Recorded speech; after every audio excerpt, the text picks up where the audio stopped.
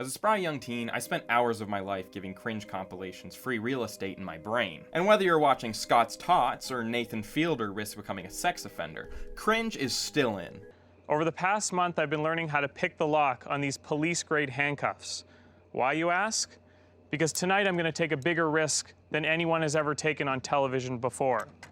In just a few moments, I'm going to be handcuffed to this solid steel frame, and I'll have exactly 90 seconds to free myself before the claw on this robotic arm undoes my pants, exposing me to an audience of children. But there's just something special about the authenticity of the cringe compilation. Sure, you have to sit through a few duds, but the classics are unforgettable. You've got the infamous Minecon moment of dedicated Wham Kid. Next question on this left side. I was wondering, what's the recommended amount of dedicated Wham I should have to a server? The accidental viral hit of, "Hi, baby girl." Hi, baby girl. Everything's okay, I promise. I forgive you. It's okay, don't worry about it.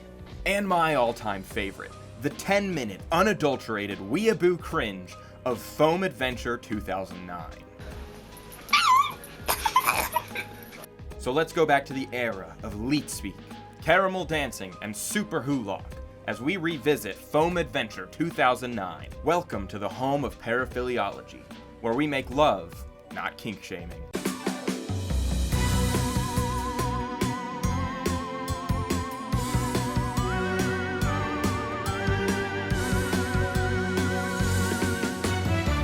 Before I delve into the masterpiece that had commenters saying, "What a horrible time to be alive," and "Execution is not enough to punish this crime against humanity," I recommend watching Foam Adventure 2009 before watching this video, because cringe is a dish best served blind. If you'd like to leave and come back, links in the description. However, I'll be showing all of the key moments here, so it's your call. Hold on to your fursuits and flannel as we figure out why the hell foam is so exciting, and address some of the backlash that Riley received for the video. This is Foam Adventure 2009. As the title suggests, the story begins in 2009, when two friends buying up foam decided to document what should have been an otherwise boring trip. I know nothing drains my life force more than a trip to Joann's with my mom. But the friends' quirky behavior and otherwise embarrassing public antics is what really brings this fabric store trip to a whole new level. We're going shopping! Shopping with money we don't have!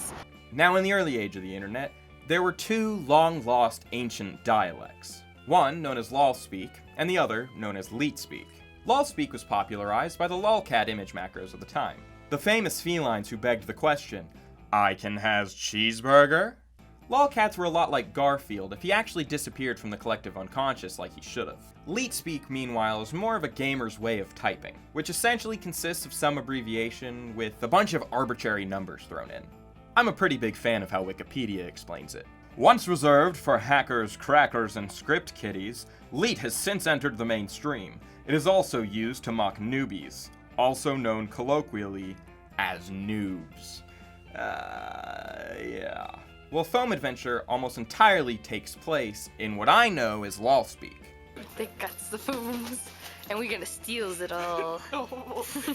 However, in the description of the video, Riley describes the language as leetspeak. So I figured I'd offer both descriptions because the internet has a way of ebbing and flowing when it comes to languages and lingos. However, whatever the language in the video is, it's irrefutably cringe. Beyond that though, Riley and Zack, the people who appear in the video, spend the video squeaking and screaming and generally acting weeby in public.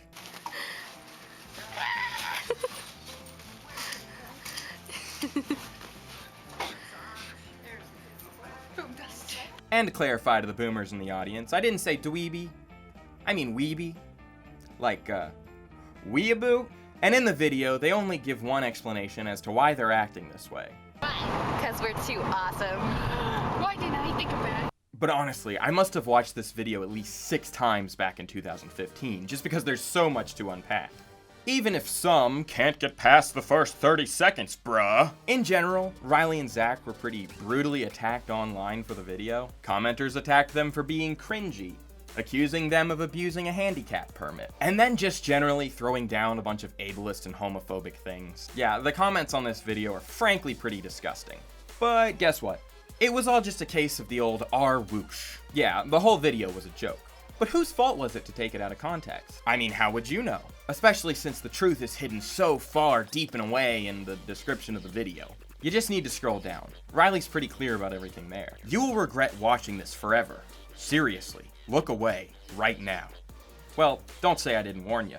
You cannot unwatch, so happy cringing. I made this video 10 years ago now, with my college roommate / best friend from high school, about going to the store and buying a huge roll of foam so we could make that year's annual Pokemon cosplays. But, as we filmed it, we thought it would be funny and satirical to pretend to act and talk like weeaboos of the internet at the time, but in real life. LOL, so random. So, we were obnoxious, silly, over the top for added entertainment value, going on and on about how awesome we and the foam were, even talking in leet speak, because that was a thing. While buying the foam, shouting, "We got foam!" to everyone on the street as we drove by, and rolling around on the floor with it with friends back in the dorms. That's it. That's the whole video, so prepare to be disappointed. My YouTube audience loved it to the point where we started getting fan art and people making their own videos hugging rolls of foam or whatever. It was a dumb thing we did on a whim for the sake of a laugh. And then 4chan got a hold of it. And up popped you rage you lose trends about it. And that's how we became minor internet infamous as a very cringy meme. Some regrets. Note, this is the genuine original, recorded September 22nd, 2009. It was made private for about a year to cut down on harassment in 2012, and then it was made public again. The upload date stamp became published on August 5th, 2013. Naturally, it was 4chan, because in this era of the internet, all greasy incel rage could be traced back to 4chan. And now we've got cryptocurrency and stock subreddits for that. I'm looking at you, Wall Street Bets. And after its re-upload, the video spiked in popularity, allowing it to be used in cringe compilations. Which is how I first saw it, and I'll admit, I took the bait. In fact, I think that's why so many people were quick to read into it angrily and attack Riley and Zack out of context. It's been passed around through cringe compilations so much that it's been exclusively viewed through the myopic lens of cringe. Which is why nobody seemed to figure out why they were buying foam in the first place. It takes a quick look through Riley's channel to realize that she's a Pokemon cosplay designer. In fact, her work is honestly pretty dope, and you can check all of it out at mythomorph.com, and you can view a lot of her Pokemon designs on the Caninehybrid's YouTube channel. Again, all of this is in the description, so go ahead and check it out. And now we'll address what's sort of the smoking gun for how people rationalized attacking Zack and Riley. Why were two seemingly able-bodied people using a handicap sign? Handicap spot! Handicap spot! For the handicaps on it! Whoa. Well, in 2019, Riley and Zack would celebrate the 10-year anniversary of the 2009 foam adventure with a short film and with a reaction and commentary video. In the reaction video, Zack reveals that he's deaf and wears hearing aids, which you can actually see in the original video. Oh god, this part. Oh, This man. part. Let me go ahead and explain that. The reason why I wanted you guys to remember the scene High earlier in five! the video. Yeah. Oh, Jesus. It's because I am deaf and I have a cochlear implant, so that's it. Oh, yeah, I should probably show that. Yeah. Another big complaint with the video is how Zack and Riley treated people in public.